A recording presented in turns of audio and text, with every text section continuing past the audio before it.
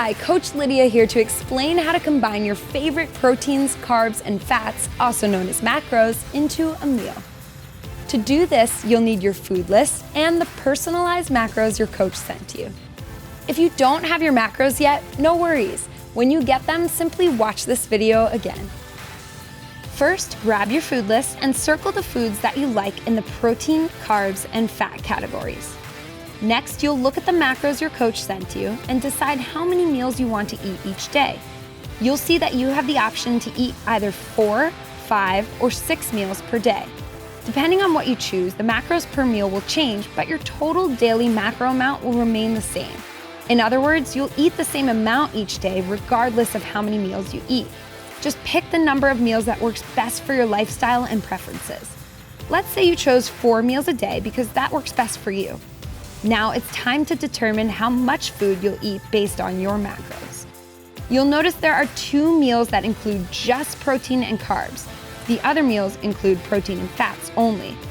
We'll call the meals with protein and carbs your carb meals. You will eat your carb meals around the time that you work out. Don't worry about that now. We'll go over that in the Getting Started guide. For this example, let's say that your macros for 4 meals a day are 31 grams of protein, 43 grams of carbs for your 2 carb meals, and 23 grams of fat.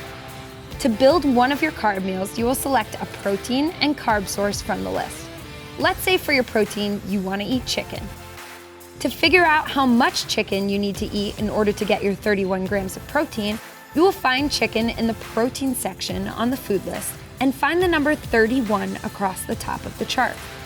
Then find where the number 31 intersects with chicken on the chart, and that will show you how much chicken to eat. In this case, the number is 4. You will then check the measurement column to see if you need to measure in ounces, grams, cups, or something else. Chicken is measured in ounces, so you will eat 4 ounces of chicken. For your carbs, let's say you choose sweet potato.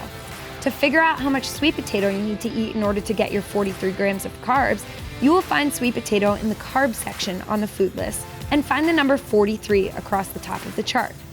Then, find where the number 43 intersects with sweet potato on the chart, and that will show you how much sweet potato to eat. In this case, the number is 7.3. You will see that sweet potato is measured in ounces, so you will eat 7.3 ounces of sweet potato. For a meal that includes fat, you decide to eat avocado. To figure out how much avocado you need to eat in order to get your 23 grams of fat, you will find avocado in the fat section on the food list and find the number 23 across the top of the chart.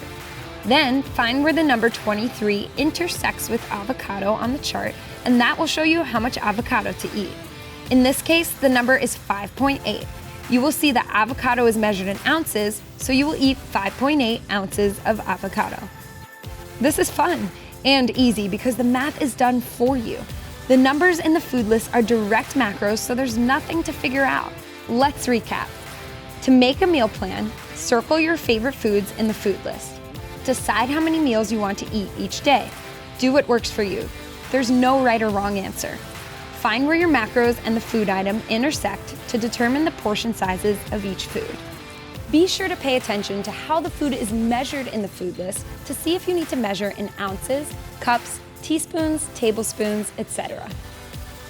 In the beginning, it's a good idea to avoid using recipes because it's a little more complex to determine portion sizes to fit your macros. Stick to making simple meals using the food list and then graduate to the recipe guide once you get the hang of it.